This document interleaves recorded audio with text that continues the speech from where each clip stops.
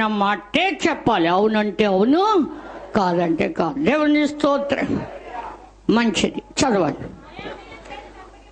ఆ ఇశ్రాయేలు రాజు వచ్చేసి మోయాబీయుల చేతికి అప్పగించాలని యెహోవా రాజులమైన మా ముగ్గురిని పిలిచినని ఇశ్రాయేల్ రాజు అతనితో అన్నప్పుడు ఎలీషా ఇట్లెన్నో, ఎవని సన్నిధిని నేను నిలవబడ్డానో ఇశ్రాయేలు దేవుడైన ఆ యెహోవా జీవంతోడు యూదా రాజు అయిన యెహోషాపాతును నేను గౌరవము చేయని ఎడలా. దేవుని స్తోత్రం.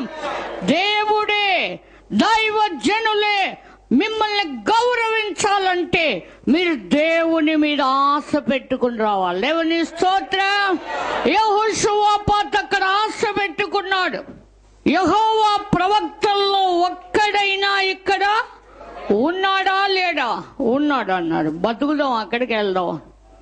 ఇక్కడికి ఎలీషా ఏమంటున్నాడు? అతన్ని గౌరవించకపోతే నీతో మాట్లాడటానికి కూడా నేను ఒప్పనన్నాడు.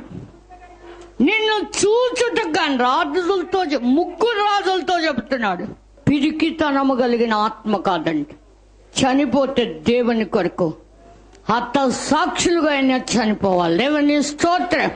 తెగుళ్ళు తగ్గి మన ఇంట్లో దాక్కుందామంటే తెగులే చంపేస్తుంది. దేవుని నేను అదే తెలుసుకున్నాను. నాకు క్యాన్సర్ వచ్చింది. నాకు కత్తి అంటే భయం, ఆపరేషన్ అంటే. నేను దేవునిలో దాక్కున్నాను. నా దేవుడు నన్ను బాగు చేసుకున్నాడు. దేవుని స్తోత్రం. నా పిల్లలకు కూడా ఆపరేషన్ దగ్గరుండి చేయించాను. పిల్లల ఆపరేషన్, పిల్లలు పుట్టినప్పుడు వాళ్ళ నొప్పులు లేరని వాళ్ళ కష్టాన్ని నేను చూడలేక ఎంత తెలియదు. నాకు 9 పిల్లలు. దేవుని స్తోత్రం. ఓర్పు, సహనం. మరి మా అమ్మగారికి కూడా నేను ఒక్కదాన్ని. కానీ నేను దేవుని కృపను బట్టి ఈరోజు వరకు సజీవంగా ఉన్నది ఆ దేవుని మీద విశ్వాస మూలముగానే. దేవుని స్తోత్రం. మంచిది, చదవండి. కనుక వీణకుని, వాయిద్యకుని కూడా తీసుకురమ్మన్నాడు. నేను ఈ వంక చూద్దా కూడా ఇష్టం లేదు నాకు. అయినా సరే గాయకుడిని, వాయిద్యకుని తీసుకురమ్మన్నాడు. వాయిద్యకుడు వచ్చి వీణ వాయించుచూ ఉండగా యెహోవా హస్తము అతని మీదకు వచ్చిందట. గనుక అతడు ఈ మాట చెప్పాడు, యెహోవా సెలవిచ్చు. నేను చెప్పేది ఏంటో తెలుసా? అనలే. యెహోవా సెలవిచ్చున్నదేమనగా, ఈ లోయలో చాలా గోతులు తవ్వండి. యెహోవా సెలవిచ్చున్నదేమనగా, గాలే గాని వర్షమే గాని రాకపోయినను మీరు మీ మందలు మీ పశువులు తాగుటకు ఈ లోయంతా నీళ్లతో నిండిపోద్ది. నీళ్ళు వచ్చినాయి అనుకోండి, ఇలాగ వెళ్ళిపోతాయి పల్లానికి. అందుకు ముందు గోతులు తవ్వండి. ఎవరైనా తవ్వుతారో మంచినీళ్ళు అయిన వాళ్ళు? రాజు తవ్వమంటారా? వీళ్ళు కత్తులు అరణ్యంలో కదా వెళ్ళేది. చెట్టు అడ్డొస్తే నరుక్కోవాలి, ఏదన్నా ముద్దు అడ్డొస్తే తవ్వాలి. వీళ్ళ దగ్గర గుణపాలు పారలు కూడా ఉన్నాయి కాబోలు. దేవుని స్తోత్రం. గోతులు తవ్వారు. నిజముగా ఏదో గుండా నీళ్లు రానే వచ్చేస్తున్నాయి గోతులు తవ్వేలోకి. ఆ గోతులన్నీ నీళ్లతో. నేను రెడ్ సీ వెళ్ళినప్పుడు ఆ నీళ్లు ఎంత స్వచ్ఛంగా ఉంటే, ఇసుకలో నుంచి వెళ్తా ఉంటాయి, బురదగా ఉండవు నీళ్లు, చక్కగా అలా తేటగా ఉంటాయి. అందుకే ఇప్పుడు ఇళ్ల దగ్గర నుంచి ఇంతక ఏం పట్టుకెళ్తున్నారు? Water bottle పట్టుకుపోతున్నారు. కనుక వెనక అయ్యే తాగేవారు.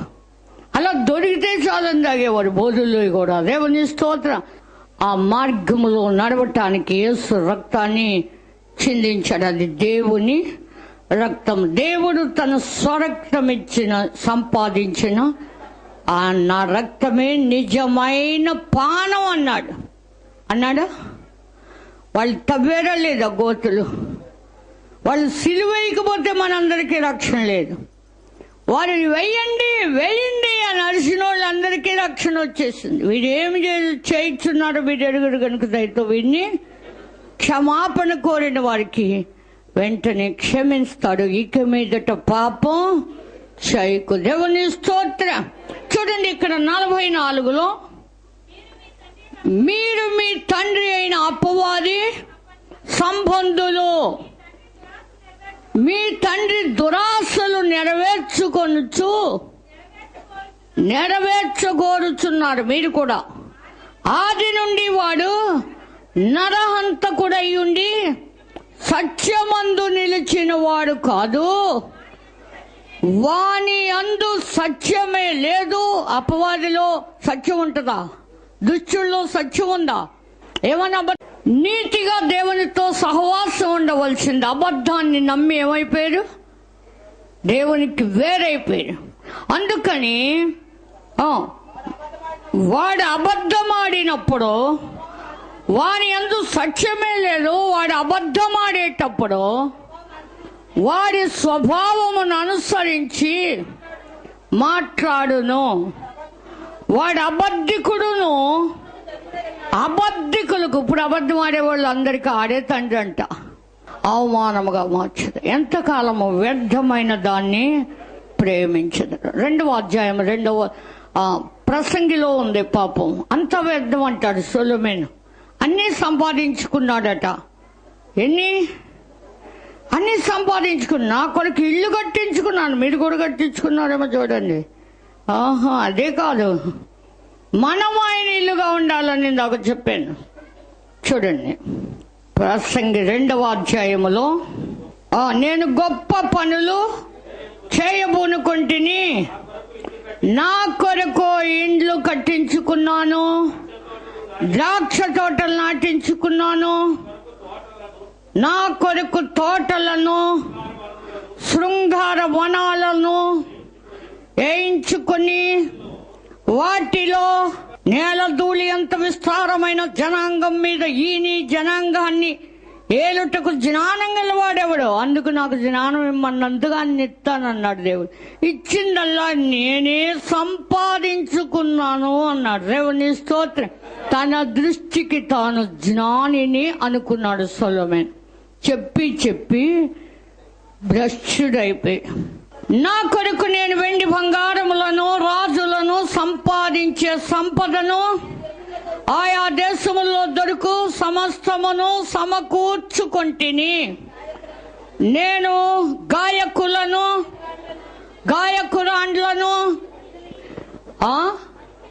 మనుష్యులు ఇచ్చయించు, మళ్ళీ బహుమంది ఉపపత్తులు కూడా ఉంచు. సిగ్గుమాలి బతుకు, అది కూడా రాయాలి ఇంత పరిశుద్ధ గ్రంథంలో. ఇలా భ్రష్టులు అవ్వకండిరా, ఆడి దగ్గర నేను తీసేసాను రాజ్యం ఆడి కొడుకు చేతిలో నుండి అని మనందరం గ్రహించటానికి. చెప్పండి. నాకు ముందు యెరూషలేము లో అందరికంటేను నేను ఘనుడనై, దేవుణ్ణి కనపరిచేవాడుగా లేడు, ఘనుడు అయిపోయాడంట. తన దృష్టికి తాను అభివృద్ధి పొంది తిని నా జ్ఞానము నన్ను విడిచిపోలేదు. నా కన్నులు ఆశించిన వాటిలో దేనిని అవి చూడకుండా నేను అభ్యంతరము చేయలేదు. మరియు నా హృదయము నా పనులన్నిటిని బట్టి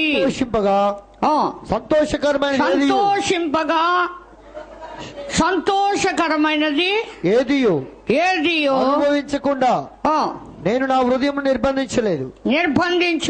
ఇదే నా పనులన్నిటి వల్ల నాకు దొరికిన భాగ్యము. ఇదే నా పనులన్నిటి అంటే నేను చూసుకుని అలా అనుభవించటమే నాకు భాగ్యం, నేను అనుకునే చేయటమే.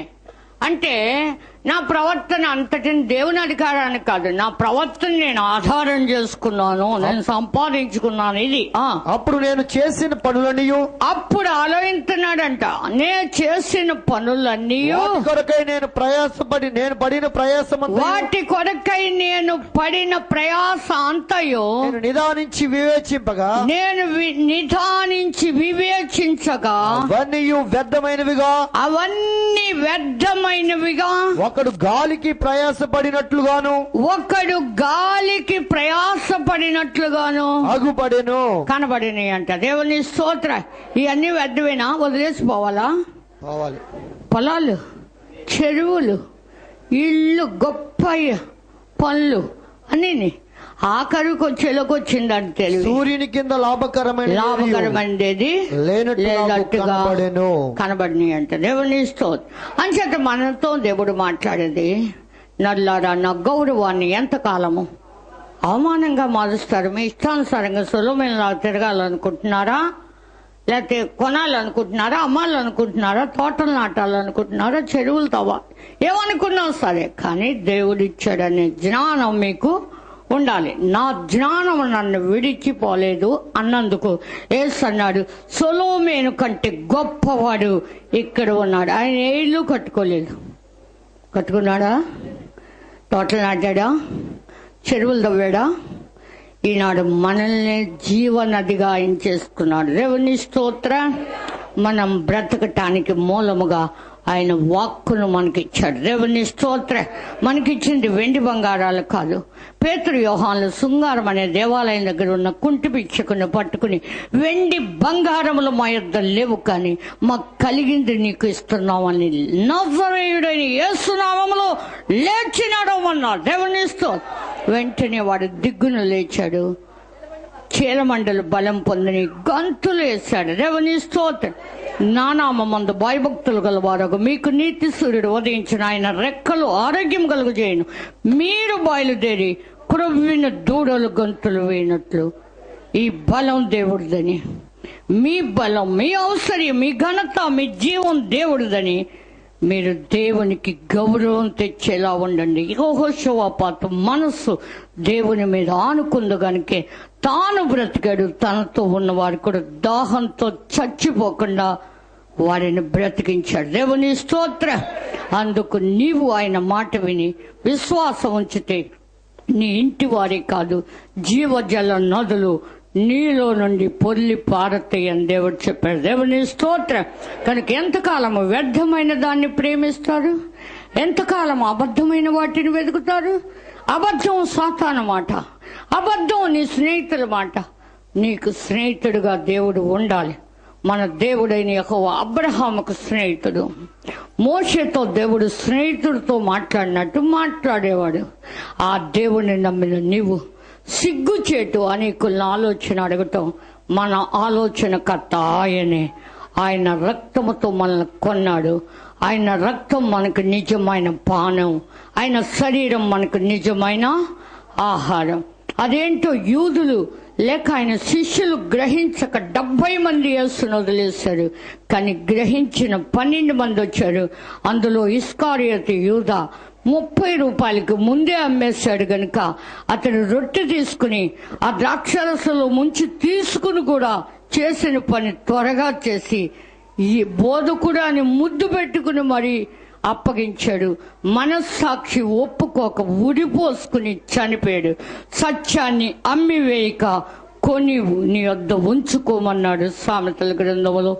సత్యము స్వతంత్రులుగా చేసేది ఆ సత్యవంతుడైన దేవుడు యేసుక్రీస్తును పంపించి ఆయన మాట వింటే బ్రతకటానికి, మరొక్కసారి ఆయన పిల్లలు అవటానికి దేవుడు మనకి అధికారాన్ని ఇచ్చాడు. దేవుడి వాక్యం దీవించును గాక. ఆమేన్. సర్వకృపానిధి మాట అండి.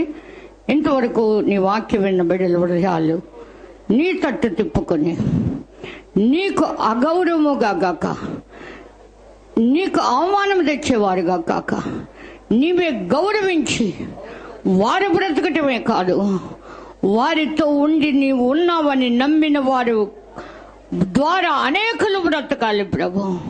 వారి ప్రార్థనని వినాలి, వారి దేశాన్ని స్వస్థపరచాలి.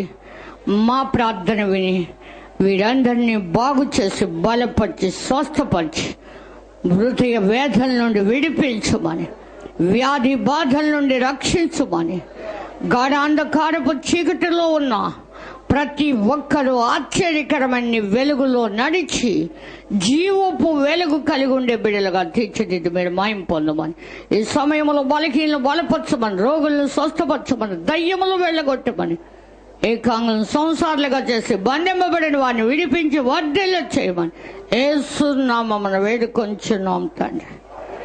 ఆమేన్. ఆమేన్.